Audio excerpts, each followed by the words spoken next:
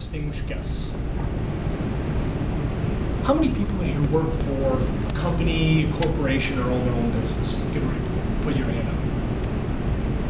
Okay, pretty much everybody in the room here. How important are sales to your organization? Very. Very important. Very important. Well, what I'm going to talk about today are the 3 mistakes that sales organizations make. And this is based on my experience working in professional sales for 10 years and having worked with different industries and with different companies. Some of the biggest mistakes that sales organizations make: number 1, failure to understand their customer. Number 2 is failure to understand the marketplace. And then number 3 is actually failure to understand the sales force. Number 1, failure to understand the customer. Samuel once said, there's only one boss, that's the customer. And he can fire anyone in the organization from the chairman down by spending his money elsewhere. And you would think it's pretty simple. Listen to the customer and do what they want.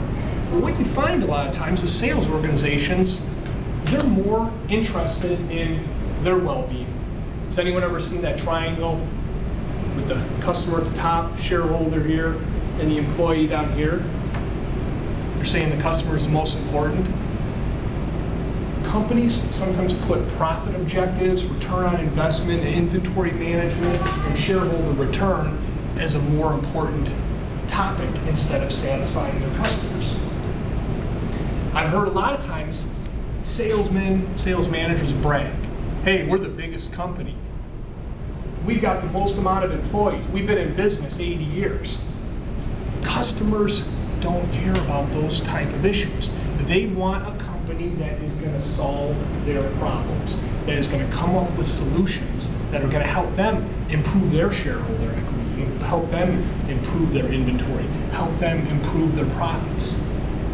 Tom Monahan is a classic example. He was in the pizza business. He listened to his customers. His customers said, when we order a pizza, we want to call on the phone and get that pizza delivered fast. We don't want to wait an hour and a half. We want to eat it now. Well, now Tom Monahan is a billionaire. He listened to his customers. He delivered a pizza within 30 minutes to them, and he owns Domino's Pizza franchise. He gained a successful business, created one by listening to his customer, what they needed.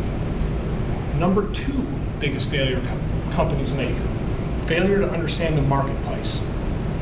Wayne Gretzky was quoted as saying, I go to where the puck is going, not to where it has already been. That's common positioning in marketing. Now, in marketing, it's all about differentiation. How do you differentiate yourself from the competitors? How do you show value to that customer different than your competition? Jack Welch, former chairman of General Electric, had a philosophy that GE was going to be number 1 or number 2 in their marketplace, or in whatever product they were selling, or else they were going to move into a better suited market where they could dominate. He also was quoted as saying, if you don't have a competitive advantage, don't compete. I see it way too often where sales organizations spend a lot of money and a lot of time marketing products without a competitive advantage. They put their top resources and their top people into a market that has been, a product that has been commoditized. Cabbage Patch Kids. Cabbage Patch dolls, everyone's heard of them. Mm-hmm. Just an ordinary doll. You go into the toy store and there's tons of dolls sitting everywhere, but the Cabbage Patch Kid came with a unique birth certificate, authentic, its own name. That little bit of differentiation is what caused Cabbage Patch dolls to dominate the marketplace. Just that little bit of differentiation, that's all it took. And they were able to dominate. Third biggest mistake, failure to understand the sales force. Now, I know a lot of people will say, salesmen, they make too much money. They go out golfing or BSing all day, and they're just having fun, making all this money. I'm gonna have to say, as a professional salesman, that's false.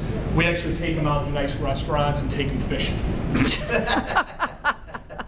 But in all seriousness, sales is about relationships. It's about becoming a strategic partner, a trusted advisor. It's about positioning yourself. We get paid good money to differentiate our product and show that competitive advantage. A lot of companies have paid tons of money to hire consultants to come in and find out why sales have been down. You know what they found? Salesmen have too much paperwork, too much bureaucratic processes put on them, and they're not spending enough time in front of customers out in the field. There is a direct correlation between face time in front of customers and sales. Once that burden is lifted off of your salesman, they can go out and sell. That's all companies have to do, is to release the burden. We've all heard of Tom Watson, founder of IBM, who said nothing happens until a sale is made. Well, that is true. It's all about generating income, becoming successful. The sales force is very popular. It's very important. And if sales companies can just learn to avoid the mistakes and understand their customer, understand the marketplace, and understand their sales force, they'll move ahead and provide a great contribution to society. Mrs. Toastmaster?